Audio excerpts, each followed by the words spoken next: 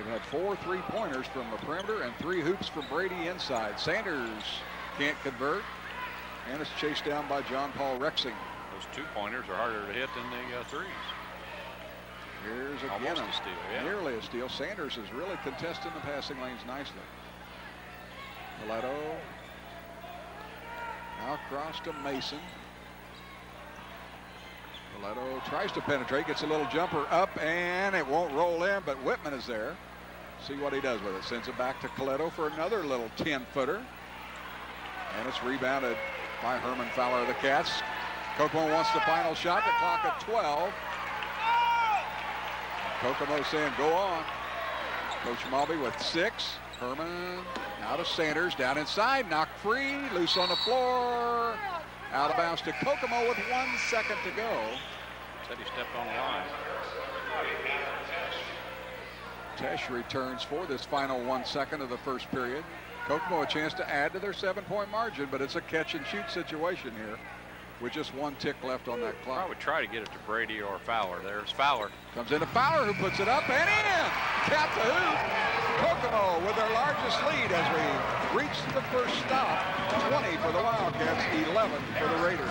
Tom and I'll be back with period number 2 after this timeout. There are 3 ways you can go to the Super Bowl this year.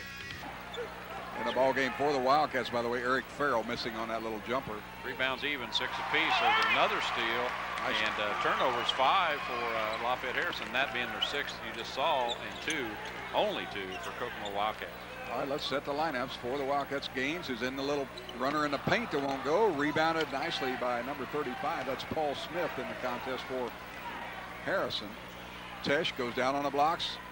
Whitman up and not there, but he will go to the line. Well, let's look and see if Lafayette Harrison's strategy might be not to pound it inside a little more than they have. They got this big, strong kid in there, and if they can get him the ball low, he should score or get fouled. They seem to be content to take the outside jumper or the penetrating jumper in the lane there in the first period instead of really trying to force it down low to Whitman. Whitman shut out in that first period. Well, I think was Tesh shut out also? He had the 1 free throw. 1 free throw. Okay, he's a 22-point scorer, and I think they've done an outstanding job of defending him the first quarter. We'll see if that, as Whitman misses the first one, we'll see if that if pounding the inside in an attempt also to get it inside and score, but also to free Tesh up a little bit as the defense collapses, they could throw it back outside. Josh Whitman 1 out of 2 on the Eric Farrell foul. Kokomo with 2 team fouls. The Wildcats break the pressure nicely, or appear to have done so. Now Gaines has it across the center stripe. Snyder works his way on the left side, but has to circle it back out to Gaines now. Still a zone defense being employed by the Raiders. Right. Down on the blocks is Farrell.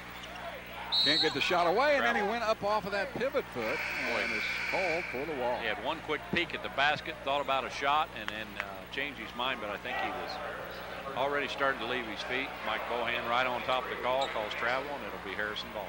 Adam Galima will trigger the inbound for the Raiders as they're down by 8, 20-12, with 7 minutes left in this first half. Hey, a special halftime presentation for our folks tonight. We'll tell you a little bit more about that as we have the opportunity. Outside jumper, Galima has a 3. His 3rd basket. He has 7 points.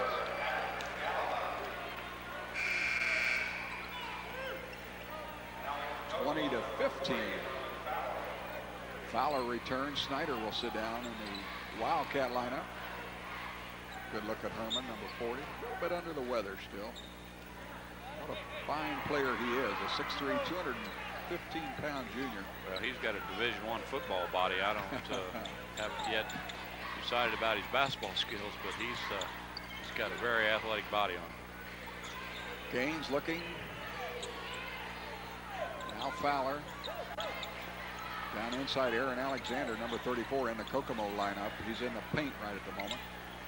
Now across to Fowler. Wants the outside 3, but is checked nicely. Down low. Nice deflection by Galima, and he comes up with it for the Raiders. Yeah, a little more zip on that pass, and that was a layup for Kokomo.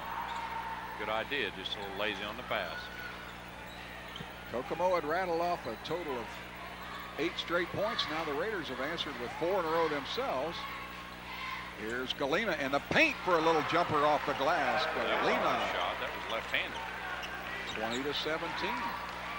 So a 6-point Harrison run has got the Raiders right back into it. They trail by 3 with 5:40 left in this first half.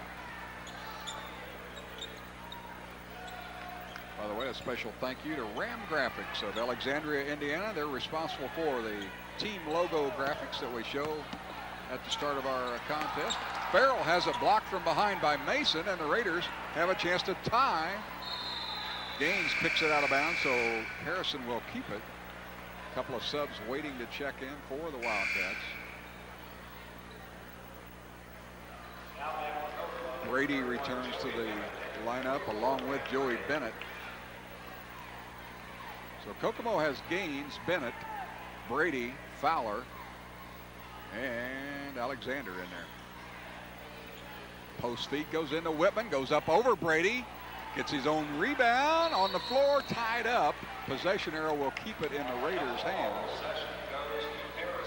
But a nice job by Brady, Tom, defending the post there. Sure was. Whitman left-handed, which I always think is an advantage. And why do you think that? From an offensive standpoint, just kids are used to guarding right-handed guys. Most guys are right-handed, and when you get a left-hander, you forget about the moves. Wide open gets layup. Free on the out-of-bounds play. It took a long time. People were starting to yell for a 5-second count, but it worked out for a layup as 2019 now. But you're just used to guarding right-hand guys. You would anticipate they're going to go right, and then they go up for the shot, and you're looking to block it on the right hand, and it's in their left hand, or they go left, and you're expecting them to go right. Just maybe not always an advantage, but sometime during the game, that's an advantage to be a left-hander, I think. All right, Fowler. Kokomo has seen the Raiders rattle off 8 unanswered points to start this second period. Now here's Brady down on the blocks. He doesn't get the shot to fall, but is fouled and will go to the line and will shoot Kokomo's first free throws of the contest. Definitely looking for Brady over the top then. He had his man pinned on his behind towards the free throw line, and they went over the top. Good catch and good elevation to try to get that shot down. He was fouled. He'll get 2. First foul on Adam Galima, second on the team. Each team with just 2 fouls. So quite a long ways away from the 1 and bonus, but of course, as Tom said, a shooting foul here. And Brady, one of the very best in the area at 82%. He's made now 19 of 23 on the season. And just as soon as I say that, I put the old jinx on him. Out of bounds to the Raiders. Well, Bill, folks up here got to understand, you've had a little flu bug down around the area we're from. In Anderson, they've had a foul bug. It's not uncommon for us to see well over 40 free throws shot in some games this year, and might take this tape back and show it to some folks around the Madison County, Anderson area, and show them how you can play a game without hacking and fouling the whole time. Tesh sends it down to Galima, open along the arc, rebounded nicely by Bennett. Kokomo finally stemmed that tide. Now down inside, there's Alexander up and good. Aaron Alexander's first 2 of the night. That's a good assist from Brady, who saw that open man and smart enough to get it to him for the layup. Wildcats continue to lead 23-19. They've led since breaking a 9-all tie about midway through that first period, with the first of 3 3-pointers. Fowler again rebounds the Raider miss. Kokomo can add to their 4-point lead, and they 2 guys open. Both of them thought it was for the other guy, I think. Both kind of pulled back, and Gaines' pass sailed into the crowd. That was Brady and Aaron Alexander, I think, were both open. 23-19. Paul Smith will trigger, and Coletto will bring it up the floor. 3.5 minutes remaining in this first half. Down inside, there is Whitman. And a travel is whistled against Josh Whitman. He's having no luck at all in that paint tonight. When he went up to catch that pass, old Fowler put a forearm in his back, and he was going sideways when he caught it. He was lucky to catch it, and then I think that caused him to travel. Kokomo got away with one there, I think. Coach Van Arsdale might have mentioned that to Mike Bohan as he came by him there that last trip down the floor. Here's Fowler, goes down on the blocks to Brady, muscles his way up and in. Right now, Brady getting the better of that battle between him and the other big guy on the other team, Whitman, for Harrison. Brady with 9 points, Whitman with just 1 to underscore Tom's point. Here's Tesh. Wildcats have done a good job on him. Now Whitman with a couple of fakes, up and good, and a foul. Whitman finally gets his first field goal of the night, and he'll have a chance at a three-point play. Well, he did a couple good things there. He caught the ball. He knew where the defensive man was. He gave a good fake, got him off their feet. He's strong enough that they're not going to knock it out of his hands, and he got that one to go. Foul was Brady's first, team foul number 3. Whitman averages 15 points a game and about 8 rebounds for the Harrison Raiders. And as we said, he's a Division I football prospect. He's kind of got his choices narrowed down to IU, Purdue, Illinois, Cincinnati, a number of schools that we're all very familiar with. And we'll probably have a selection here before long. And we hope he stays in state. Alexander, or rather Fowler, gives it to Brady, who's open for the easy basket. I tell you, Fowler's made about 3 great passes in the last 5 possessions, and one that was almost a great pass that got picked off. But he's getting the ball where Kokomo needs it to be, so maybe not scoring, but he's doing some other things that are helping him. 27-21, Cats by a half a dozen with 2.5 minutes to play in this first half. Rexing sends it all the way across to Mason. Kokomo really moving very actively on defense, causing a lot of trouble. There's a takeaway right on cue. If they can catch up with a fast break pass, Gaines really contested by Rexing. Now the outside jumper is not there for the Cats. One set. Rebounded by Tesh. All the way down. Mason banks it off the glass. Mason's third basket.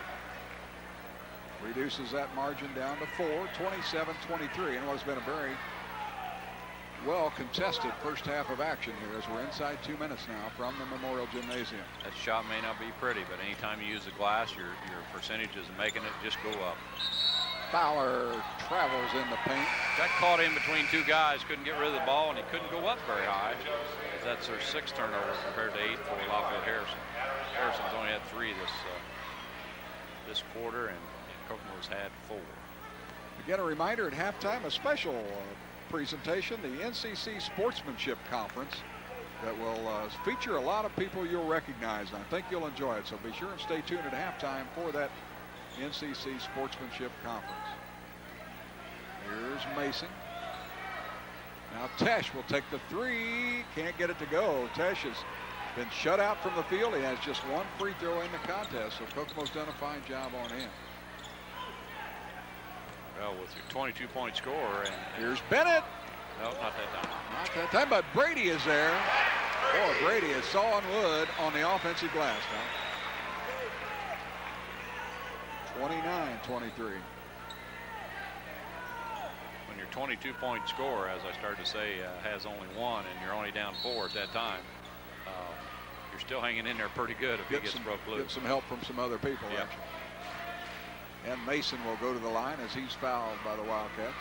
Coach Malby again with some conversation for his players out there. Not pleased with the defense that time. Coaches ever pleased, Tom? Not totally, are they? No. None of mine ever were. For our Kokomo viewers, Tom Harvey played at Anderson High School back in the 60s and went on to do some collegiate work out in the Kansas State area. Raiders not having a lot of luck at the charity stripe, although Mason collects 1 of 2. Not even going to mention, Bill, probably one of the best high school games I ever had was right here in this gym. As we were fortunate to beat Kokomo when I was a senior up here. A lot of memories. That was not long after the Wildcat State Championship in 1961, maybe about 3 years later. Yeah, and certainly don't win every time you come up here. I can attest to that. No doubt. A lot of teams can do that. Kokomo will look to hold it for the final shot unless they get that uncontested layup.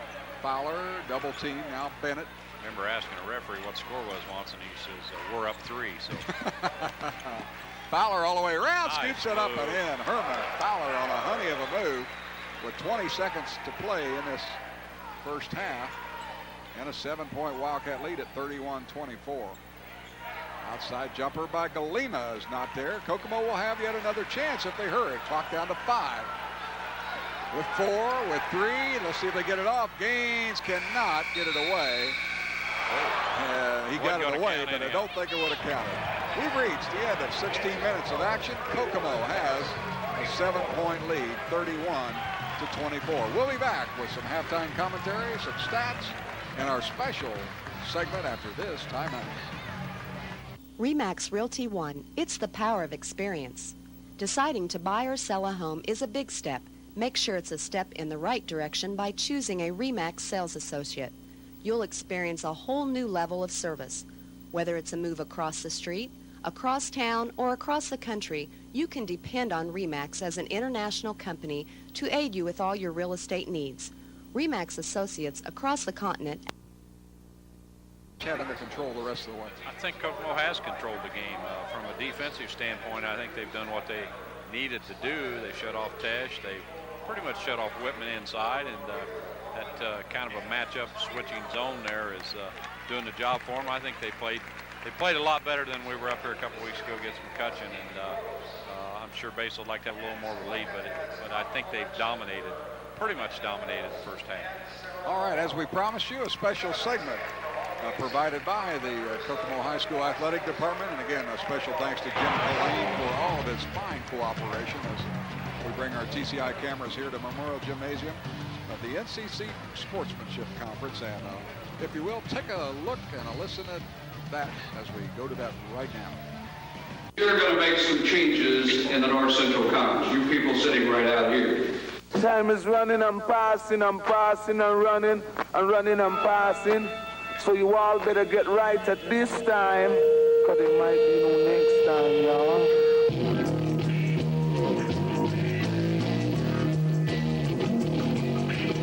Kokomo High School hosted the first ever North Central Conference Sportsmanship Conference on September 14, 1995 in Uptown Kokomo. The conference was dedicated to the topic of good sportsmanship and brought together over 200 student athletes, cheerleaders, coaches, and administrators from the 8 North Central Conference schools. Highlights of the conference included Morgan Burke, Director of Athletics at Purdue University. Burke talked with students about steps the Big Ten is taking to promote good sportsmanship at the collegiate level. I want to read to you, it's not very lengthy, but it's a general statement of principles in the Big Ten. And if any of you are going to go to a Big Ten institution, you're going to live by these rules of conduct. You just might as well accept right now that this is the way that we're going to do business. It reads, it shall be the responsibility of each member university to ensure that all of its students and all individuals employed by or directly associated with yet comport themselves in a sports-like manner when representing their university, especially in collegiate athletic competition. Acts of unsportsmanlike conduct shall include, but not be limited to the following. 1, the obvious. Striking or attempting to strike or otherwise physically abuse an official, opposing coach, spectator, athlete. I think for the most part, people would buy that that's unsportsmanlike conduct. 2, this is one where it gets a little bit grayer.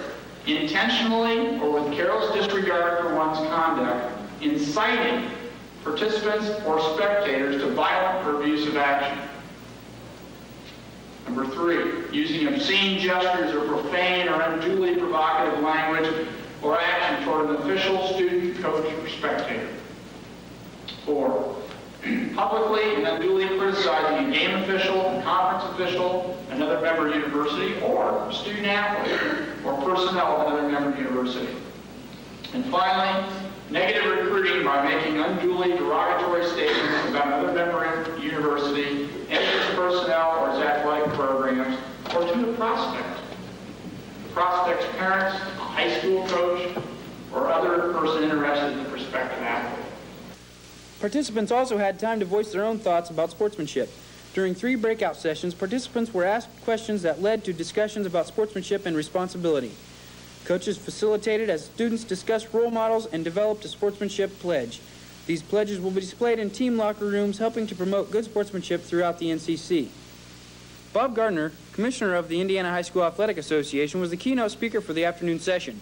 He recognized the North Central Conference as the premier athletic conference in the state and perhaps the nation. He credited the NCC's interest in improving sportsmanship as setting a trend for other conferences to follow. And today, we're at a historic meeting of this conference because we're dealing with sportsmanship. Unfortunately for me, I have a job where I have an opportunity to receive reports of unsportsmanlike conduct. And it's not just in one sport. It's across the board. And I think there are three primary areas that I see those reports. One, fighting. Something happens, retaliate with fighting. Two, language. We live in a time and an era in our society when bad language is accepted. You can get it any night on television. Things that used to bleep out, they don't bleep out anymore. And so we've kind of gotten into that idea that it's okay to say anything. It's not. That's not a part of high school sports. And the third area, taunting, baiting, in your face. That has no part in high school sports. I walked around here as I've been here the last hour or so and had an opportunity to look at what you have done and some of the statements that you have come up with, and I'm very impressed. Jim Collane, athletic director at Kokomo High School and director of the Sportsmanship Conference, says that sportsmanship is the #1 priority in the North Central Conference. Kokomo's assistant principal, Jim Long, echoed those thoughts as he summarized the day's activities. The sportsmanship starts at the top. And if our administrators and our coaches and our student leaders do not have a vision for proper sportsmanship, then it's not going to happen.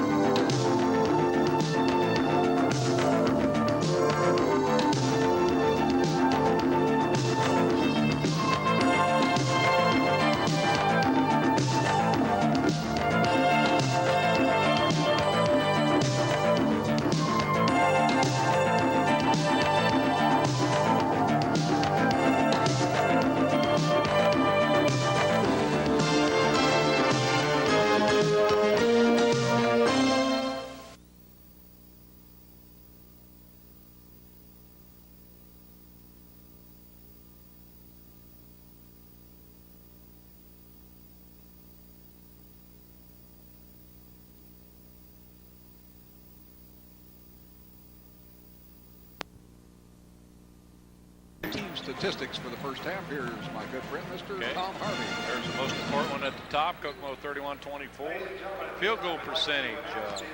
Harrison 45, Kokomo 52. Free throws not a factor as in the previous game up here. Harrison, although if they could have hit theirs, they'd be a little closer in the game. 3 out of 7, 1 out of 2 from Kokomo. Kokomo lead in rebounding 12-9, which is not a big margin, but in this type of game, I think it's enough of a margin that probably made a difference. Harrison also with 8 turnovers, Kokomo only with 6. Kokomo did have 4 in that second quarter, and Harrison only had 3. All right, let's take a look at the individual scoring leaders for the contest. Each team with one player in double digits. For the Raiders, Adam Galima had a fine first half with 11 points, 5 baskets, including 1 from three-point range. Kokomo's Matt Brady was really just a demon down on the inside as he had a total of 13 points, 6 baskets, and 1 out of 2 from the line. And maybe a little bit more help for Brady than did Galima get on the other end of the floor. Again, our next ball game will be Monday, February 3rd at 7 p.m. and it'll be from the Wigwam in Anderson, Indiana, when these Kokomo Wildcats take on the Anderson Indians. And believe me, that's a game that could have a huge bearing on the North Central Conference title chase. As of right this moment, the Wildcats 1-1 in the conference, while Anderson 2-0. The Indians have beaten both Lafayette and Marion, while Kokomo has a win over Lafayette but lost on the road at Marion, so they played common opponents in the conference. Bill, we talk down in Anderson sometimes about the Marion-Anderson game early in the year being a big factor in who wins the conference.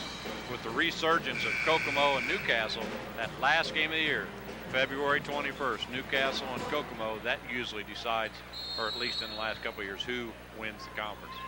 The Kokomo Wildcats had their first ever unbeaten North Central Conference season a year ago, as they had that great 19-1 en route to a 24-2 ball club.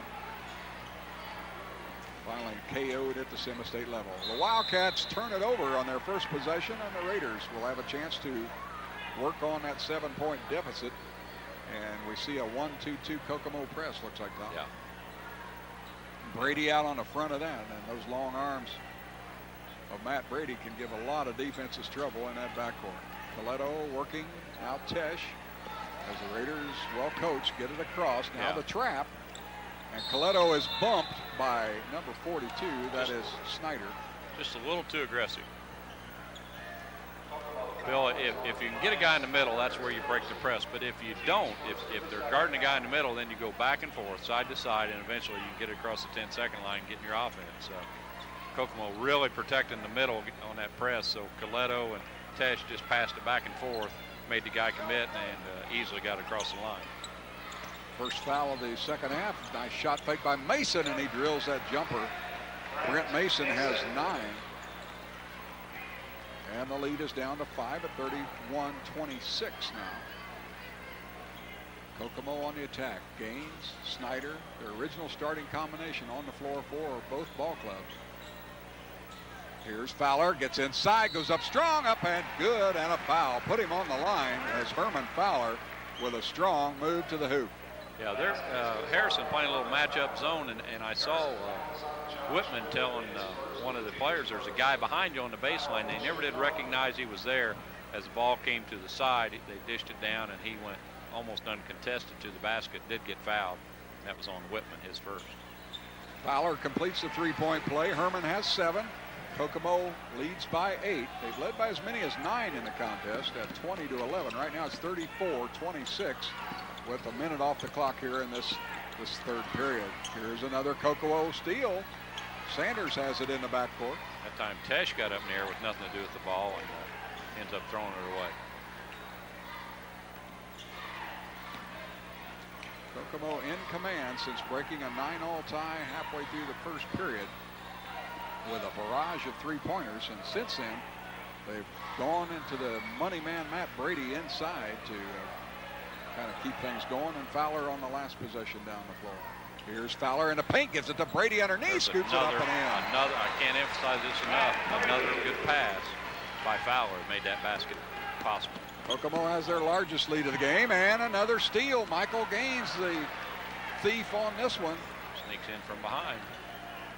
Michael in traffic, gives it to Brady for an 8-footer. A little short on that one, but there's Sanders to dig it out. Might have got blocked. Just a touch. Did they get a piece of that one? All right. 36-26. When you hit three-pointers in a row, then the middle should be open because there's a shove from behind. I think that's going to be Brent Mason's first. When you hit three three-pointers in a row, the defense should come out a little bit and open up the middle, and then Brady's been able to capitalize on that. And again, Fowler and those guys are getting him the ball underneath, or he wouldn't be able to get those easy baskets. 36-26, this is their biggest lead in the bill. It is indeed, 10-point margin. Comes into Brady, batted away nicely by Whitman. And the Raiders have the takeaway. Now Tesh will go all the way through traffic, scoops it up and in, his first basket of the contest. And he, a 22-point scorer, now has 3 for the contest. So he only needs 19 more to get his average. If he does, Harrison may be in good shape. Should be back in the game. That's right. 36-28, 5.5 to play third period. Nobody has foul problems out there as Kokomo's Sanders misses outside and Whitman yanks down the defensive rebound for the Raiders. Whitman jumps well. Yes, he does. Here's a turnaround inside. Galima sees it roll off, and Brady is there. Kokomo will try to extend their 8-point margin. Now Gaines all the way inside for a runner. Tipped up by Brady, it won't go. There's Fowler inside, and a Raider foul as Kokomo really dominating the boards. Yeah, they are, and you heard Coach Van Arsdale give us one of his keys. We got to keep Kokomo off the offensive glass. Last couple of times not able to do that as Kokomo stretches their lead in rebounding, 14 to only 11 for Lafayette Harrison. Not a big margin, but sometimes it's when and where you get them. One of the finest coaches in the state, Basil Mobby, you saw a moment ago. Very well respected. Had a runner-up in 1989 to Lawrence North with Eric Montross and Todd Leary.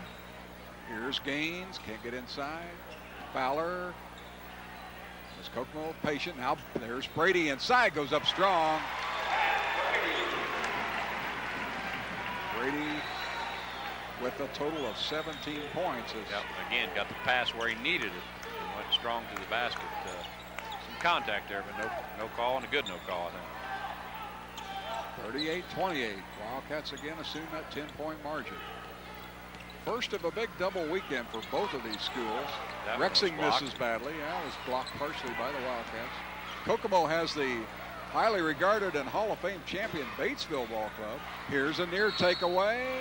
Out of bounds, however, to the Wildcats. Good hustle by John Rexing. Knocked that loose, couldn't get to it. Harrison has a double weekend this weekend, as well as they played Lebanon on Saturday night. By the time you see this, of course, that'll be history as well. But Bennett, and now what we got? That's going to be on Fowler offensive as he held on the pick. We'll score that as a turnover, number 9 for Kokomo.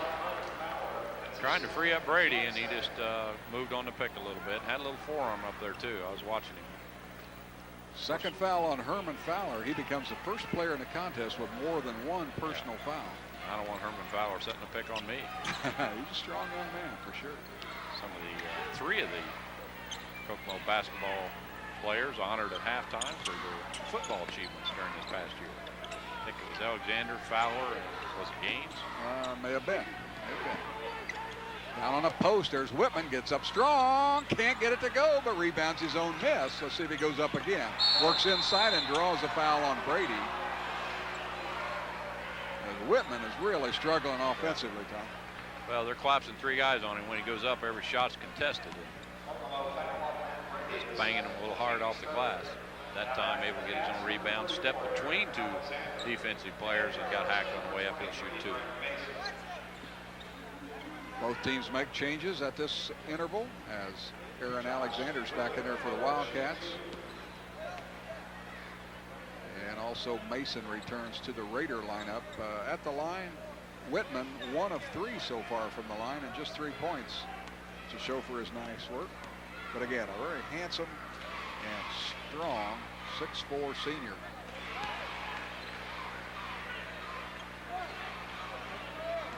Can reduce the margin to 8 with a second of 2 here.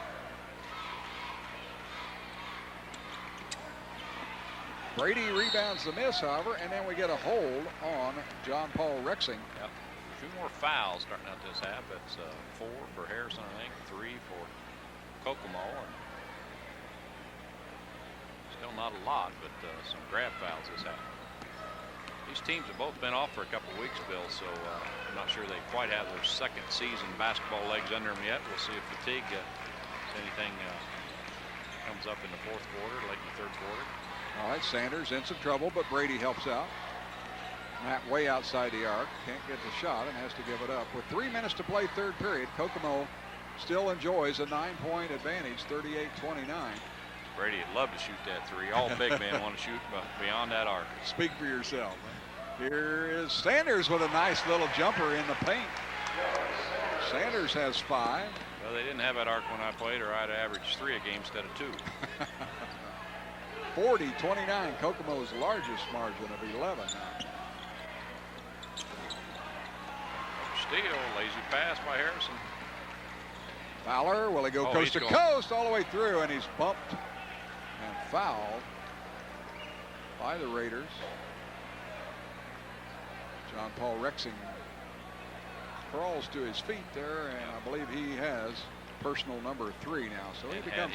Had he not got it, Whitman was going to get it. We're going to have a timeout, Lafayette Harrison. 11-point lead for Kokomo. They got to make some adjustments because that's sometimes like a 20-point lead for most of the teams.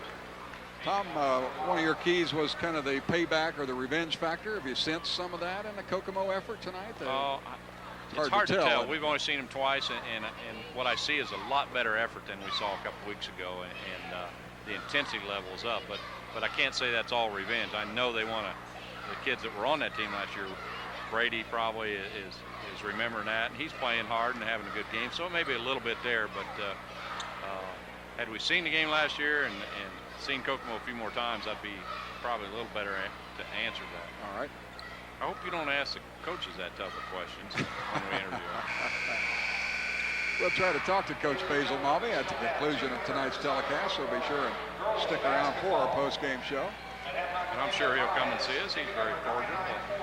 Always very friendly, and appreciate his work. What was it you told him when you saw him working color commentary for another television station down at the Hall of Fame? Well, I threatened that if he was going to get into broadcasting, then you and I were going to get into coaching. And not much danger of that. No. We'd have to almost do what we do here and work for almost nothing. Fowler with the turnaround off the inbounds.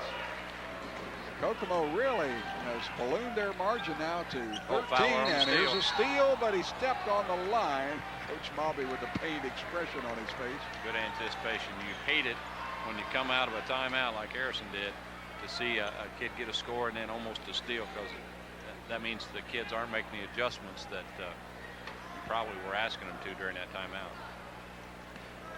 Paul Smith will trigger it into Coletto as the Raiders have really struggled for points. One of the changes, they got Tesh. They lined him up at the free throw line. Now they bring him out. Alexander knocks it out of bounds after Whitman had tried to corral that high lob pass. Obvious attempt to go inside and try to get Whitman off the glass again, maybe get fouled. Kokomo's held Harrison to just 5 points here in his third period in the first 6 minutes. Here's Tesh, works inside, bangs it up there too strong, rebounded by Brady. And Matt Brady has really made a statement tonight. And then a foul on Coletto as he reaches in on Herman Fowler. Harrison's getting herself in a position, Bill, where it's quickly becoming untenable, because from now on, Kokomo is going to go to the line for 1-and-1, and probably if they continue fouling like this, being a 2-shot bonus after that. So it's hard to overcome. Down 13 and going to start putting them at the line. That was indeed the 16th foul on the Harrison Raiders. So Tom said 1-and-1 at least the rest of the way for Kokomo. Here's Fowler in the paint and a 3-second violation. I think Aaron Alexander may have camped out a little bit too long in there. Well, sometimes you anticipate a guy shooting or going to do something else, and you want to get that that offensive rebounding position. So then he dribbles a couple extra times, and you're hung out to dry. Huh? Well, they can probably call that call every time down. As you see, Whitman right now has got 1 foot in the lane, and he had it in there for quite a while, so they can call that about any time. Here's the ball lost on the floor and tied up. I don't think there was ever a tied up ball. I thought Tesh came away with that clean, but Mike Bohan calling the jump, and Harrison will keep it on the alternate possession. Mason will trigger the inbound beneath the Raider basket. He wants to go to Whitman if he can get it in there, and finally does. Now Mason left alone from outside the arc. But the Raiders really struggling from the field now, as the clock works its way down to the 1:20 mark of this third period. Gaines all the way through. It's going to be fouled before he got to the shot, so it'll be a 1 and bonus for Michael Gaines. But a good drive to the hoop nonetheless. And Rexing has picked up his 4th foul all here in this third period off the bench for the Raiders. Again, a good look at Jeff Van Arsdale, Tom. When that happens, Bill, when a player gets 4 fouls in a quarter, you almost feel like the referees aren't watching anybody but you. Every time you move, you do something wrong or bump into someone, you get a foul. Saw that shot of Coach Van Arsdale. Not a real happy camper right at the moment with his team's play. And then we get a rebound foul. That's on Fowler. On Herman Fowler, and that's his 3rd. Just the team's 4th here in the second half, however, so Harrison will play it. As you see that Memorial Gymnasium clock, 1:19 and counting left in the third quarter. Now, Kalima's been quiet this period, Tom, as well. Boy, they're calling this game a lot closer than they did in the first half. As another foul, that one's called on Kokomo's 31. Bennett, I believe. Fowler will set down with 3. Second foul on Joe Bennett, number 5 on the Wildcats. Again, glad you're with us for TCI High School Basketball. Here is Tesh missing outside. And Brady again is a demon on the defensive board. Coach Van Arsdale really complaining to the officials on that one. Kokomo spreads it into somewhat of a 4-corner, and they're going to hold this ball maybe for the last minute or get a layup. Bennett, Joey Bennett, just a sophomore, and he's out there dribbling the basketball right now. Feels the pressure now, has to give it up, and Gaines is there. Might have picked up his dribble a little quick there, but able to get rid of it. Experience means an awful lot in these kinds of situations. Sanders now kicked. They're going to say it's a free ball, however, and picked up by Sanders with 25 seconds. Now Brady gives it to Alexander, goes in, lays it up and in. Aaron Alexander has his second hoop. Layup off a broken play, they'll take that.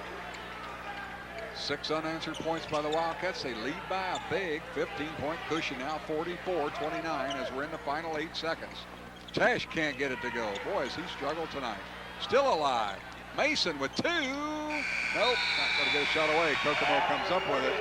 An excellent, excellent third quarter for Kokomo's Wildcats as they put 20 points up while the Raiders were struggling to pick up 5. 44-29 as we enter the final 8 minutes. We'll be back after this timeout. Larry and Sue Helton of McKibben Realty are teamwork at its best. The following homes may be seen with Larry and Sue Helton at your convenience. 1024 North LaFountain is practically new and for sale now at only $63,900. Large 2-car garage, privacy fenced rear yard, and loads of updating. See it today. 1141 South Lock is cute, cute, cute. 1.5 stories of updated elegance. 3-bedroom, 2-car detached garage, and privacy fenced rear yard on a large corner lot. Only $64,900. Call today for your personal tour. McKibben Realty and Teamwork at its Best would like to thank all their past clients and customers for making 1996 such a successful year. As home buyers, you have certain expectations of your realtor. Teamwork at its best will exceed those expectations. Larry and Sue have been home buyers and know what it takes to make your home buying dreams a reality. For honesty, experience, and knowledgeable real estate help, call Teamwork at its Best today at 455-1162. There is a world where everyone sees things your way, where your wish for an easier way is granted, and you don't need instructions to figure it out. Here, life is good, because it's easier for you to get and give the information you want from anywhere to everywhere. We've done that for you for quite some time, and we're getting better at it every day. Internet, TV, telephone. TCI. Now, there's a better way. Welcome back to Kokomo High School's Memorial Gymnasium. Let me correct my arithmetic just a little bit. It's normally not that shaky. 13 points by the Wildcats in that third quarter. Still a very good quarter nonetheless, outscoring the Raiders 13-5 to move that margin up to 15. Tom has those three-quarter stats. Yeah, and Lafayette Harrison only hit 2 out of 9 that quarter, where Kokomo hit 6 out of 9, so that's a big difference. Lafayette Harrison now 12 out of 31, Kokomo 19 out of 34. 2 out of 4 from the line for Kokomo, 4 out of 9. Neither team shooting real well on free throws. Kokomo stretched the rebounding advantage to 20-13 after 3 quarters, and they only have 10 turnovers. And you see Brady get another bunny on another good pass. 10 turnovers for Kokomo, 11 for Lafayette Harrison. Matt Kokomo's Brady hit their last 5 shots in a row, Bill. They're getting some good looks too, aren't they? Yeah. Mason in trouble, lost the handle, but picks it up. Tesh. This Kokomo has just really been made Adam Tesh's night fairly miserable. And he wanted to hit Whitman, but Joey Sanders, good job of sliding back in and making sure he didn't have that passing lane, so Tesh had to bring it back out top. Kokomo's largest lead is their current lead at 46-29. Here's Tesh missing outside, and Aaron Alexander is there for Kokomo. I'm not sure whether that's a good shot or not. We haven't seen him enough. Maybe he hits those usually, but All the way through. Bennett sends it inside, but right into the hands of Josh Whitman of the Raiders. Nice move, but he thought they had their away uniforms on. He threw it right to Wrong Whitman. color jersey, huh? Tesh again has really been hounded. Now he sends it across to Mason. Now down on the blocks to Whitman for a left-handed turnaround. It will not drop. And who else but Matt Brady there to capture the boards. Tom, you said Kokomo had, what, 20 rebounds? Yeah, 20-13. Got to believe Brady has half of those. Yeah, Seems and they like. stretched that out. They out-rebounded by 4 in that quarter, so it's a big quarter for them. Oh. Four-corner offense. Kokomo having a little bit of trouble executing as they get it inside the defense, but then the Raiders tighten it up a bit. But Kokomo really using the four corners of the spread offense now. Use a little clock, and they'll be shooting some free throws there this fourth quarter. Kokomo in the 1-and-1. The Raiders still a foul away from being in the 1-and-1. We're inside 6 minutes to play in the contest. Sanders, Bennett, and Gaines handling the basketball, trying to penetrate, and then dish off for the easy layup, or as Tom suggested, the foul.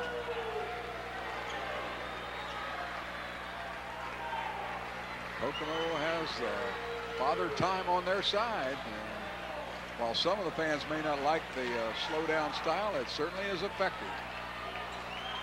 All the way down, there's Brady inside and is undercut by Whitman just a tad, so Josh picks up his second. Not an intentional undercut, but as Whitman slid over to guard him, his legs came tangled in Brady's. That's scary when that happens, but it wasn't enough of a bump that he flipped her in. He just went down. He'll shoot a 1-and-1. Matt Brady's season high has been 21 against Tipton. He can equal that with a couple of free throws here as he sits on 19 points at the moment. And he's quite a story. He had arthroscopic surgery on a disc in his back in August. And what do we got? A lane violation? Indeed we do. So Matt will do the one and bonus all over again. God, you work on defense, you put them in the line, they miss, and then someone makes a lane violation. So no wonder Coach Van Arsdale's thinning a little on top of it. Brady makes him pay as he drops home the free throw on the reprieve. And can again stretch Kokomo's lead to a whopping 19 points, and does as he gets the friendly bounce. 21 for Brady. And Kokomo has now rattled off 10 unanswered points and leads it by a big 19-point margin. I'm kind of surprised, Tom. I thought this game might be a little closer, but Kokomo has really done the job. Yeah. So if they hang on, move to 6-2, and Harrison will be 5-2. And this is kind of what we call the start of the second season. So. Right. Oh, and there's one of those reach in from behind fouls on Fowler. That's 4 on Herman, by the way. And he's going to have to sit down. So Herman, when you got 3 and guys going like that, you slide over and get in front of him and don't slap from behind. Move with your feet, as the old saying goes, rather than try to let the reach in. Well, I'm not sure he didn't get all ball, but they're normally going to, when you slap from behind, call that, whether you get ball or arm or anything else. 5 minutes and 10 seconds to play. The Raiders get it inside to Galima, who's been very quiet here in the second half, and that one is way short. Sanders is ahead of the defense, gives it up to Brady, who scores. Matt Brady with a season-high 23. And it's a huge 21-point lead, and there's a steal. Gaines got a hand on it. He has it back. Gives it to Brady, who's up, and no, but he walked. Boy, they were taking it to the hole, though, Bill, on that turnover. Brady a little unhappy with John Paul Rexing after the violation was called. I think he thought he was tripped unnecessarily. Some of the fans thought so as well. Didn't see it, but I don't think Rexing with 4 fouls is going to trip anyone Not intentionally, no. If he is, he's tired and wants to sit down. And Whitman goes inside. Brady will draw the bump foul on Matt, his third. Might need to get back to school and get back in thespian class. Not quite able to fake the referee out on that. Of course, if I saw Whitman coming, I'd fall down before there was any contact. Well, they're both strong young men. Brady is 6'6" frame, 195, but he appears to be a pretty solid 195, and Whitman at 6'4" and 230. Whitman at the line has not had a lot of luck there. He has just 4 points in the contest, 2 out of 5 from the stripe. And as a team, they're 4 out of 9, so none of them have burned it up from the line. Kokomo 4 out of 6. because Brady got an extra chance last time on the violation. 50-29. This one blown wide open by the Wildcats in the latter stages of the third period, and this the first half of this fourth period. And finally, the Whitman free throw stems what had been a 12-point unanswered run by the Wildcats.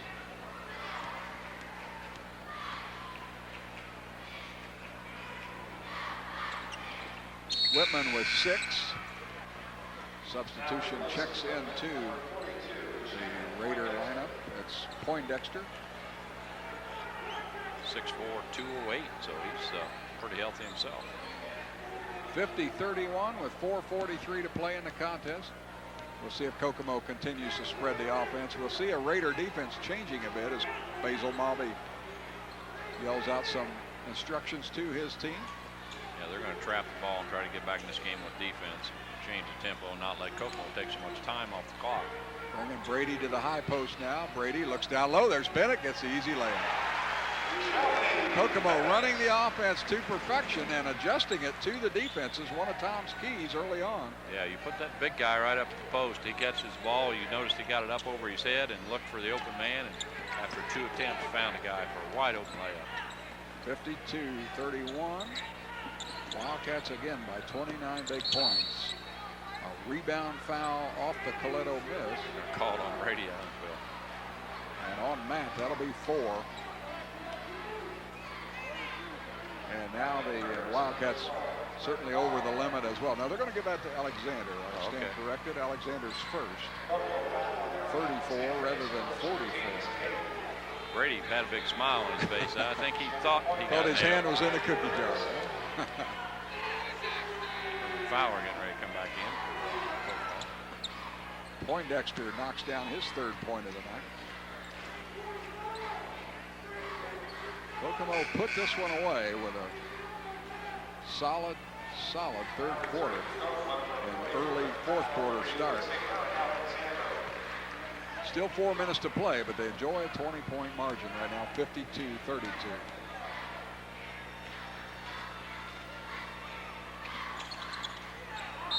And a rebound foul against Galima would be the obvious look on that one, I believe, on Adam, his 2nd. We'll walk to the other end for a 1 bonus for the Cats.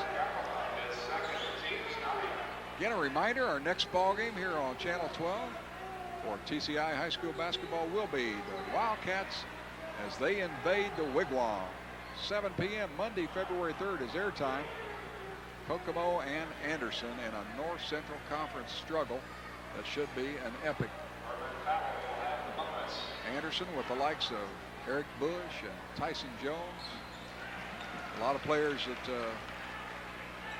Coach Malby certainly familiar with. He saw the Indians a couple of times in that Hall of Fame Classic as Fowler is in double figures now with 11. And you see a very disconsolate Jeff Van Arsdale. Well, as you said, we expected a little better game than this. I think he did too. Absolutely. He was got to be a little disappointed. He was energized about this one. He knew that he had to play well, and they just not have gotten it done tonight. And we get a push-off foul against Galima. And he did. As they went over the top, it's just natural to shove that defensive man away from you and go for the ball. It's kind of like defensive back in football. It's just you want to put your hands on the other guy and get an advantage. Galima's 3rd foul is the team's 10th, so Kokomo will be in the 2-shot or double bonus situation the balance of this contest. After I bragged on them about low amount of fouls, they pile them up here in the second half. Joey Bennett picks up point number 9. That's his season high now. Previously his 7 against McCutcheon last ball game, and he's going to continue to see more and more playing time. I think so. It has to. Has 10 points tonight. Kokomo with their largest margin of 24 points, 56-32 with 3.5 minutes to go in the contest. A lot of time, I think, Bill, a kid in practice won't show up that strong, and then you get him in a game situation, and there's some kids that are just gamers that you get out there in competition and they just kind of rise to the top, and I think that's maybe the case with Bennett, where in practice you practice against the same guys so much it may not show up. All the way inside. There's Clint Ball, has a block by Bennett. As Coach Van Oslo is going very deep into his bench now, has his 9th and 10th players in there. And Clint Ball, number 12, and Dan Layton, number 33 in there. Kokomo still in the spread. Gets it inside to Fowler. Herman rolls it up and in. Herman, you got to use the glass. You almost missed that. My learned colleague will get after you if you don't use the glass inside. First time we came up here, he slid right over and said, "You guys scouts?" And, obviously doesn't have an eye for talent, but he's a good kid. He talked to us for a while and pretty enthusiastic. He's had a nice game tonight. Made a lot of nice passes early in the first half to kind of stretch the lead. Here's another takeaway. Out ahead is Gaines. Michael all the way down. Tries for the jam and misses it. And the Raiders bring it back the other way. Layton. Well, Michael, that was the first miss out in 9 attempts, so had the closest shot of anyone and missed it. He leave the ground a little too early? Might have, but he sure was skying trying to get that jam down there. I can only think the only thing worse than that, missing the dunk, would be maybe an air ball on a free throw bench. Coach Bobby cleans the bench, and the Wildcat fans show their appreciation as they're on their feet and cheering the starters as they go to the bench with 2:13 remaining. And as Kokomo will improve to 6-2 on the season, and will look for the Batesville Ball Club coming in on Saturday night. Best wishes to the Wildcats in that one. And of course, by the time you're watching this one, you'll know how they've done in that one. There's a jumper up and good and a foul.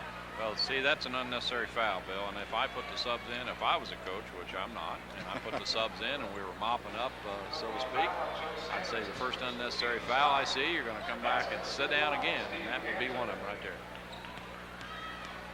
Chalk up that foul to Sanders, who's still in the Kokomo lineup. So can't even blame it on the sub that time. It was the starter. He won't be in there long. Sanders handles the ball, gets it inside. Little jumper is up and good by Travis Taplinger, the sophomore in there. Picks up the hoop. 60-34 with 1:35 left to go in the contest.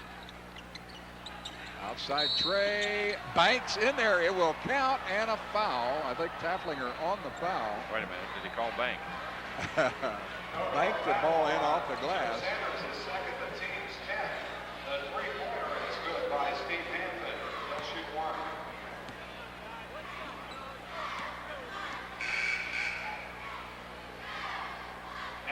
Substitutions for Kokomo as Snyder comes out, and does Sanders.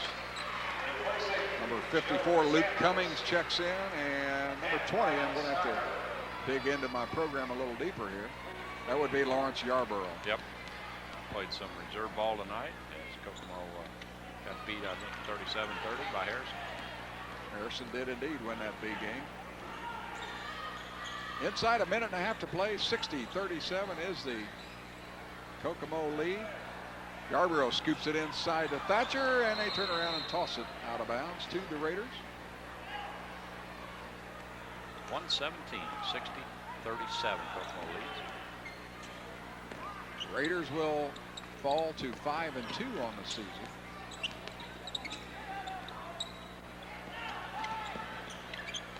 Layton, now Ball, and around to Layton again, rather, as it's picked up by big number 41, Thatcher, in the ball game. Inside 1 minute to play, Kokomo,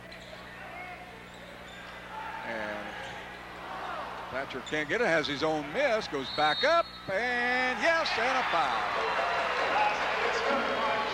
Joey Thatcher with a three-point play opportunity. Another left-handed big kid that seen him in 2 reserve games now. Pretty good shooter, so that's not uncommon for him to take that three-pointer. How tall is he, Bill? 6'2", freshman, about 190. Pretty wide shoulders. In other areas. 25-point Kokomo lead. Really had no idea that there'd be this kind of margin, but the Wildcats have played very well coming off the Christmas break, and certainly have, I think that's Luke Cummins on the foul, redeemed themselves after that tough 30-28 loss you saw here 2 weeks ago on Channel 12 to the McCutcheon Ball Club. Now this is, you know, McCutcheon had 30 points, and I think that's okay for Kokomo to give 30, but they thought they'd have about 62 like they did tonight, and they just never got it in sync against that McCutcheon team. As the shooting woes from the free throw line, they got them 7 out of 16.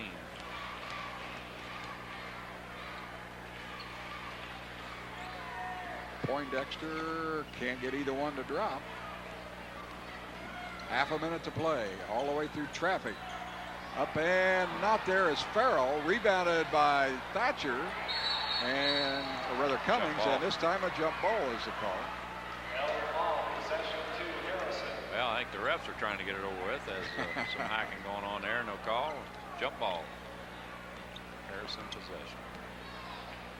62-37 as we play out the string in this one. 20 seconds to go. Outside jumper is a 3 from Steve Hampton. That's the same guy hit the last one? Yes. He didn't even bank that one.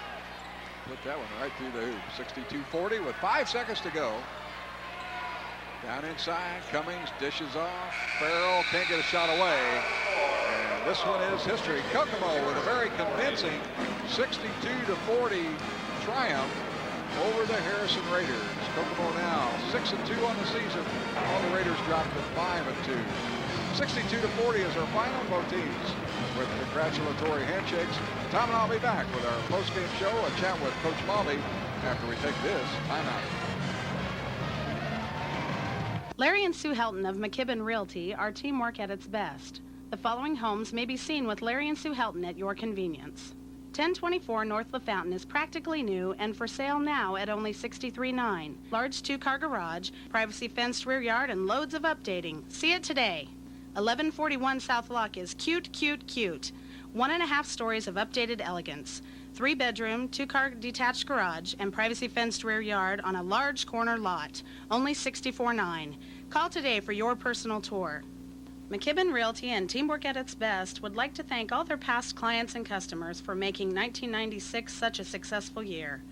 As home buyers, you have certain expectations of your realtor.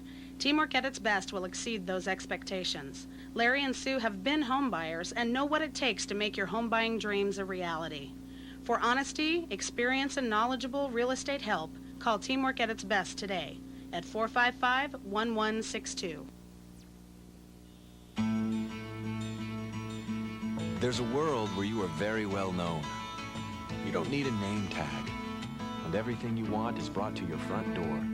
Here, life is good, because it's easier for you to get and give the information you want from anywhere to everywhere. We've done that for you for quite some time, and we're getting better at it every day. TV, telephone, internet, TCI. Now, there's a better way. 62-40 is the final score tonight. Kokomo all over the Raiders. Coach Basil Malby is with us, and well, what a difference a couple of weeks and a healthy ball club makes, huh? Well, you know, I think all of us were wondering really after that game against McCutcheon, we just didn't play very well. We played pretty hard. You look at the tapes, everything we'd get, it seemed like we were developing things, but nothing would go in the basket. When you shoot 29%, you're not going to win very many. So we got a little bit of better emphasis. We wanted to get it inside a little bit more, take it to the basket a little bit more. And I thought our 2 All-State kids just did great tonight. Gaines only had 1 field goal, but had a great job penetrating. His defense was phenomenal, and he dished off to Brady and also gave Brady an opportunity to hit the boards by taking it inside like that. So that was a big key for us that we got that started. And then Joey Bennett coming off the bench for 10 points and 2 threes in that first half. You know, he was good at McCutcheon. He was our holy savior then, but he had a kind of a bad third quarter. And so tonight he played awfully well early and got us going, and that was a big key. Coach, let me ask you about the defense. You had to be awfully pleased. I think you took the Raiders about out of everything they wanted to do, and you held their 2 premier scorers to, what, 1 basket from Tesh, and I think Whitman only a basket and maybe a couple of free throws. That's phenomenal. I mean, Tesh, 29 points against Lafayette, just looked like an all-stater. He's averaging 23. You know, they were talking in the paper how he shoots threes from out of bounds and makes them all. And I'm thinking, heck, we can't go out of bounds and guard him.